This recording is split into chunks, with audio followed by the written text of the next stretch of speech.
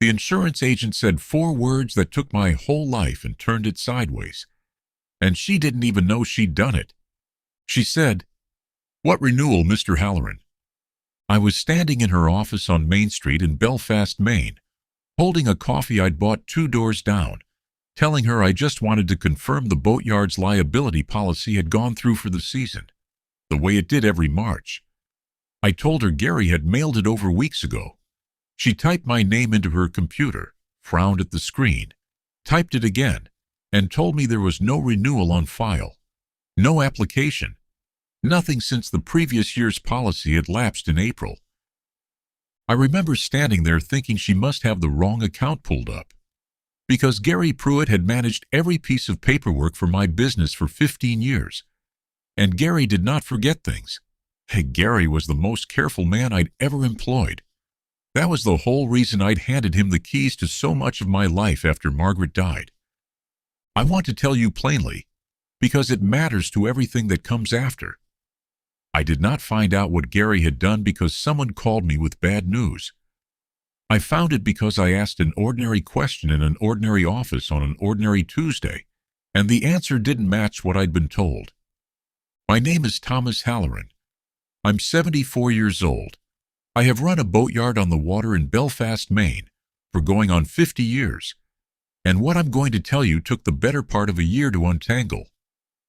And it nearly cost me the yard, my daughter's trust, and for about 6 weeks, my own name on paper. If you're new to this channel, welcome. We tell stories people lived through and were generous enough to hand to us. Tell us where you're watching from. Let's begin. I should say first that my eyes aren't what they used to be. Macular degeneration, diagnosed 4 years back. Slow moving but real. I can still read if the light's good and the print's not too fine. But anything smaller than a paperback and I need the magnifier my granddaughter bought me for Christmas, the one with the little light built into the handle. Gary knew that. Gary knew it better than my own family did. Because Gary was the one who started bringing paperwork to me, a page at a time. Reading the important parts out loud, sliding a pen into my hand at the bottom of each page. He'd been doing it for 2 years by the time that insurance agent asked me her question, and I never once thought to wonder why he'd started doing it that way, when for the 13 years before that, he'd simply left documents on my desk and let me get to them in my own time. I went home from the insurance office, and I sat at my kitchen table for a long while, the way you do when a small thing won't stop bothering you even though you can't yet say why. Then I went looking for the folder Gary kept in my study, a green accordion file he called the master file, where he said he kept copies of everything that mattered. Insurance, tax filings, the trust documents Margaret and I had drawn up back in 2011, naming each other, then our children, as successors. The folder was still there. What was inside it had changed. There was a document I didn't recognize, 11 pages, titled First Restatement of the Halloran Family Revocable Trust, dated 4 months earlier. I got my magnifier and read it standing up at my own kitchen counter with my heart going harder than it should have for a man my age reading paperwork. It named Gary Pruitt as successor trustee, effective immediately upon a finding of my incapacity, which the document defined in language I had to read 3 times to be sure I understood it, as including diminished visual acuity, affecting the review of financial and legal documents. It named Gary as a 50% beneficiary of the boatyard's real property and equipment, ahead of my own daughter. It bore a signature at the bottom that looked like mine. It bore a notary stamp from a woman named Carol Ann Deshane, whose name meant nothing to me. I want to be honest about the first thing I did because it wasn't smart, and I think that matters too. I called Gary directly and asked him what this was. He didn't hesitate. He said, "Tom, we went over that together back in December. You said your eyes were giving you trouble, and you wanted me to have some protections in place in case something happened to you suddenly. Don't you remember? We signed it at the notary's office on Route 1. I have never in my life set foot in a notary's office on Route 1. I told him so. There was a pause on the line, And then his voice changed, not to panic, but to something smoother, almost gentle, the voice you use on someone you're worried about. Tom, I think you should talk to your doctor. This isn't the first time lately you haven't remembered something we discussed. That sentence did more to convince me something was deeply wrong than the document itself had. I had run a business for 50 years. I balanced my own checkbook by hand until 3 years ago, out of stubbornness more than necessity. I had never, not once, forgotten a conversation about who would inherit my life's work. I called my longtime attorney the next morning, a man named Walt Prescott, who'd handled Margaret's and my estate planning since before Margaret got sick. I told him what I'd found. There was a long silence on his end, longer than I liked. Tom, he finally said, I have to tell you something uncomfortable. Gary retained our firm 8 months ago for some personal estate work. Different attorney in our office, but it's the same firm. I can't represent you against him. I'm sorry. I should have flagged it when he first came in, but at the time it didn't seem connected to anything. That was the first door that closed on me. And it closed fast enough that I sat in my truck in his parking lot for a good 10 minutes before I could make myself drive home. It took me 2 weeks and a recommendation from a fellow boatyard owner up in Rockport before I found Priya Anand, an attorney with a small practice in Camden, who specialized, as she put it dryly in our first meeting, in the ways people take advantage of other people's trust, which turns out to be most ways. She was maybe 50, sharp-eyed, unhurried, the kind of person who lets silences sit instead of rushing to fill them. She read the restatement carefully. Then she set it down and looked at me for a long moment. I'll be straight with you, Mr. Halloran. On its face, this document is a problem for us, not for Gary. It's notarized. It has a signature that at minimum resembles yours. If he's built any kind of narrative around your eyesight and your memory, a judge is going to want a very good reason not to take this at face value. At least temporarily. I'm not going to tell you this is easy. I don't take cases I don't think I can win, and right now I'm not sure I can win this one on what you've shown me. I asked her what would change her mind. Proof this signature isn't yours. Proof this notary transaction didn't happen the way it's described. And proof of motive and pattern, because judges believe patterns a great deal more than they believe a single accusation. She paused. Go home. Think hard about every interaction you've had with Gary in the last 2 years that felt even slightly off. Write it down. Don't call me back until you have something more than a bad feeling, because a bad feeling won't hold up in front of a judge. And I won't waste your money pretending otherwise. I left her office feeling worse than when I'd arrived, which I hadn't thought was possible. What I did next, I did on my own, because there wasn't anyone else yet to do it with me. I went to the bank, Coastal Maine Savings, the same branch I'd used since 1987, the same building where I'd financed the purchase of my second travel lift back in 1994. I asked to see the last 2 years of statements on the boatyard's operating account, printed, because I still trust paper more than a screen. The teller who helped me was a young woman named Denise Aldrich, maybe 26, who'd been at that branch about 3 years. She pulled the statements and, while she was printing them, mentioned, almost as small talk, that she remembered Gary coming in fairly often to move money between the boatyard account and what she thought was a personal account of his. I asked her how often. She thought about it and said probably once a month, sometimes more, going back at least a year. I asked if she remembered any of the amounts.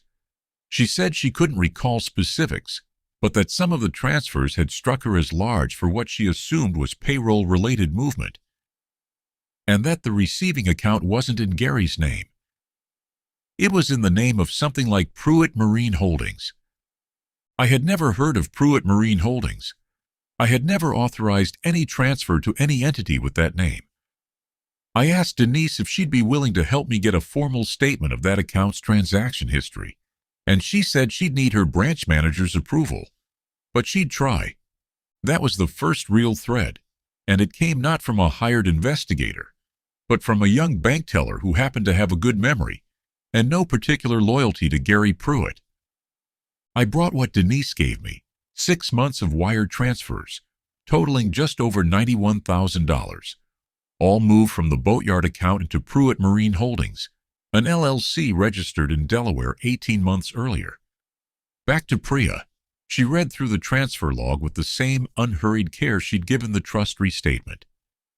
"This is better," she said. "This is a pattern. But Tom, I have to ask you something, and I need you to really think before you answer. Has your daughter had any contact with Gary outside of normal business dealings? Any borrowed money, any favors, anything at all?" I told her not that I knew of. Erin lived 40 minutes away in Camden with her husband Mike and their 2 kids. She stopped by the yard now and then, mostly for holidays and the occasional Saturday with the grandkids.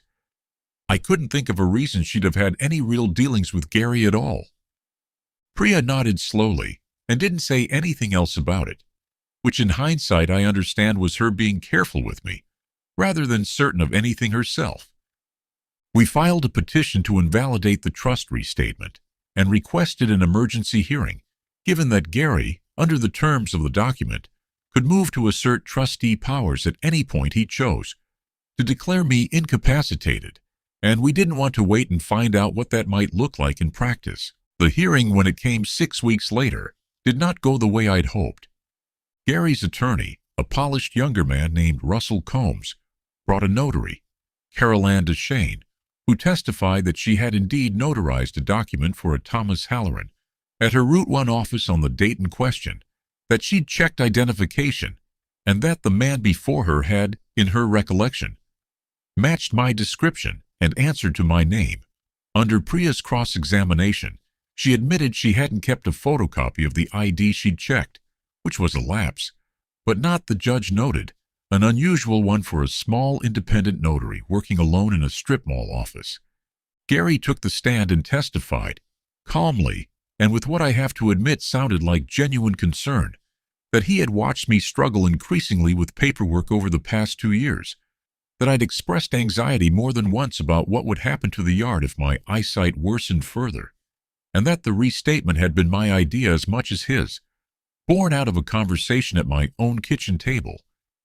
He produced text messages, real text messages, from my own phone number, sent from my phone, thanking him for handling the trust stuff and saying he was a lifesaver. I remembered sending those messages. What I hadn't understood, and what took me another 3 weeks to piece together, was that they'd been sent in response to an entirely different conversation. Gary had months earlier offered to help streamline some minor operating agreements for the yard's equipment leasing, something genuinely helpful and small, and my gratitude for that had been recorded, out of context, as apparent gratitude for something enormous and irreversible that I had no memory of agreeing to at all. The judge, a careful, soft-spoken woman named Judge Renata Okafor, did not rule the restatement invalid. She also did not rule it fully valid. She granted Gary limited temporary co-trustee authority over specific accounts pending a further hearing in 90 days, citing the notarized document, the text messages, and what she called a genuine and unresolved factual dispute this court cannot fairly settle without more complete evidence. 90 days with Gary holding partial authority over my business accounts. I will tell you honestly that I came closer to giving up in the week after that hearing than at any other point in my life, including the year Margaret was sick. I sat in my study with the accordion folder and thought seriously about simply letting Gary have what he wanted, because fighting it felt, for the first time, like it might not be winnable. It was my grandson who pulled me out of that. Jake, Danny's boy, 24 now, been working the lifts and the engine bays at the yard since he was 17, came by on a Sunday and found me sitting in the dark with the folder still open on the desk. He didn't say much at first. He just sat down across from me and asked what I actually remembered about the day I supposedly signed that restatement. I told him I didn't remember it because it hadn't happened.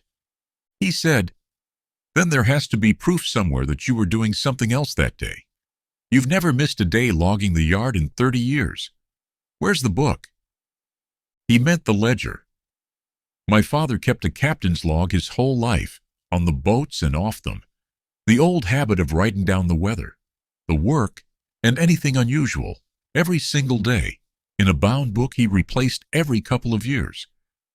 I picked it up from him without ever consciously deciding to, and I'd kept one for the yard since the day I opened it in 1976.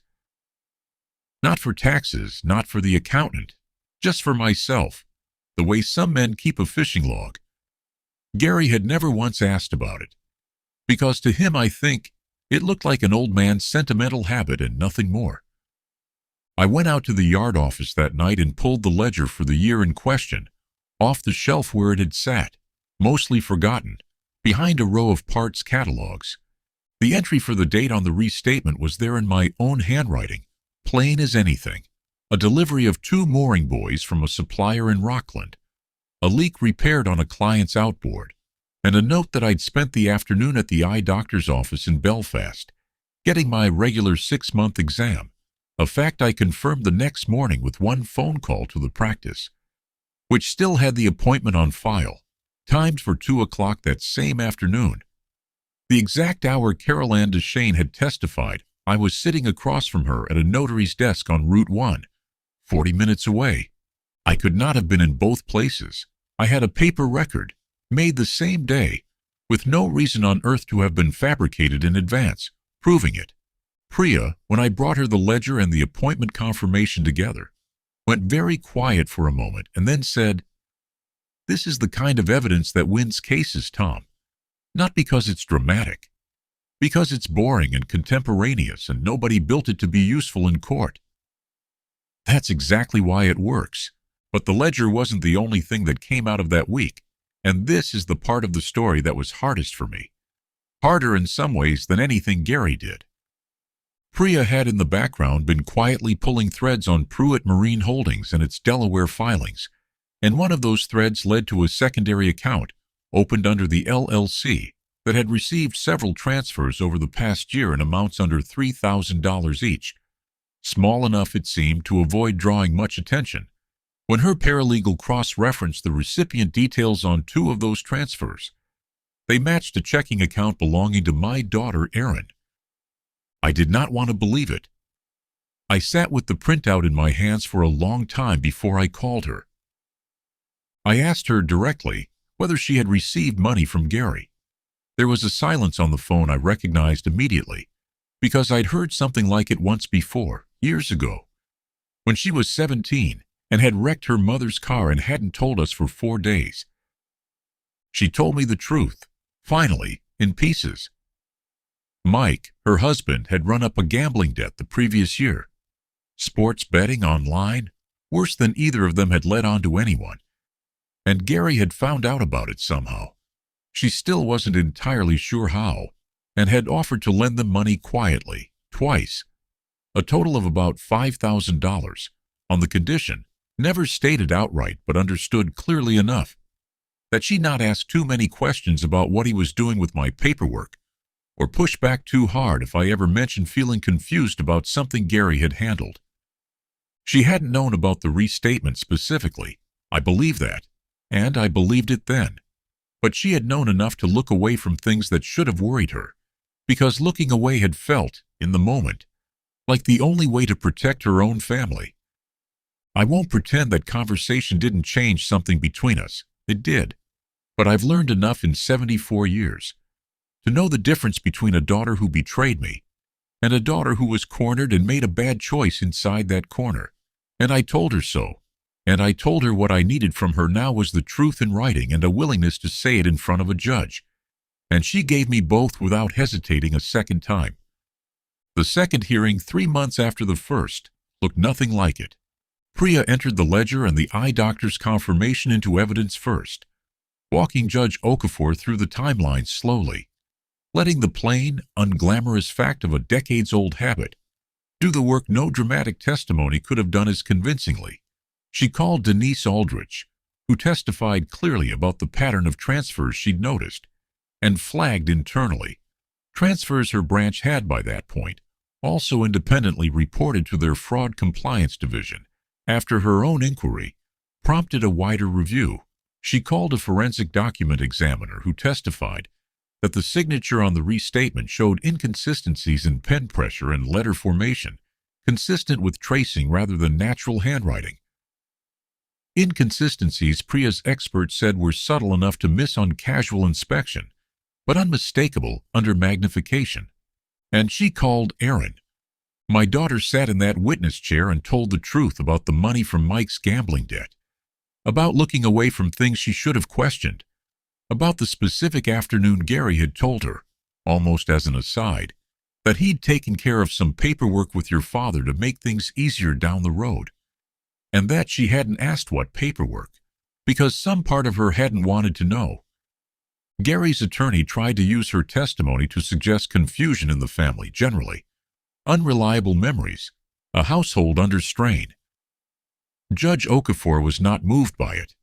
She said when she finally ruled that a pattern of financial transfers to a shell entity, an eyewitness account from an independent bank employee with no relationship to either party, a forensic finding of signature inconsistency, and a 50-year contemporaneous personal record kept for no purpose but a man's own habit, together painted a picture she found, in her words, considerably more coherent than the narrative offered by the respondent. She voided the restatement in full. She removed Gary as any form of trustee, temporary or otherwise. She referred the matter to the Waldo County District Attorney's Office for review of possible forgery and financial exploitation of an elderly person, and she noted for the record that Carol Ann Deschain's notary commission should be reviewed separately by the state, given her admitted failure to retain identification records for a transaction now credibly disputed as fraudulent. Gary was charged that autumn. He pled to a reduced count rather than go to trial. Once the forensic handwriting analysis and Denise's bank records were fully compiled, a plea that still cost him his freedom for 18 months, and every professional relationship he'd built in that town over 15 years. I heard secondhand that Carol Ann Deschain lost her commission and now works reception at a dental office 2 towns over. I take no pleasure in either fact, though I won't pretend I take no relief in them. Erin repaid what she and Mike had taken, slowly, over the following year, in a way we agreed on together rather than one I imposed on her. She and Mike went to counseling for the marriage and for the gambling both. It has not been a straight line back to where we were before, and I don't think it should be. Some things are better rebuilt with the cracks still visible than papered back over as though they never happened. Jake took on a real ownership stake in the yard the following spring, the paperwork this time drawn up by Priya herself, witnessed properly, filed with a title company Denise's branch manager personally recommended, because by then I trusted very few things I hadn't checked twice. I still keep the ledger. I filled 2 more volumes since that year, the same plain habit my father handed me, without ever explaining why it mattered. Until the 1 year in my life it mattered more than almost anything else I owned. I am 74 years old. My eyes are worse than they were, and better paperwork practices are the only real accommodation I've made for that. Because it turns out the problem was never my eyesight. The problem was a man who understood exactly how much room a small daily blindness can leave for a much larger one, if nobody's writing anything down. If this story meant something to you, tell us in the comments which moment landed hardest. Subscribe if you haven't already, and we'll see you in the next one.